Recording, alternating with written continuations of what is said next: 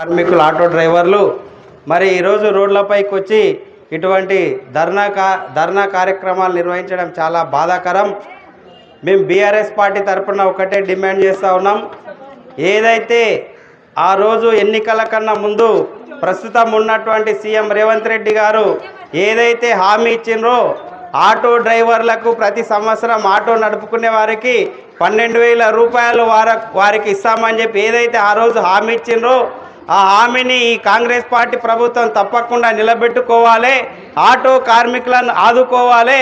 వాటితో పాటు మిగతా ఏదైతే డిమాండ్స్ ఉన్నాయో వాటన్నింటిని కూడా ఈ యొక్క కాంగ్రెస్ ప్రభుత్వం సీఎం రేవంత్ రెడ్డి గారు మరి తీర్చాలని చెప్పి ఈ పార్టీ తరఫున బీఆర్ఎస్ పార్టీ తరఫున సంపూర్ణ మద్దతు. ఆటో డ్రైవర్లకు ఎల్లప్పుడూ ఏ కార్యక్రమం చేపట్టినా వాళ్ళ బతుకులు బాగుపడేటందుకోసం మేము ఎప్పటికీ వారికి మద్దతుగా ఉంటామని చెప్పి తెలియజేసుకుంటూ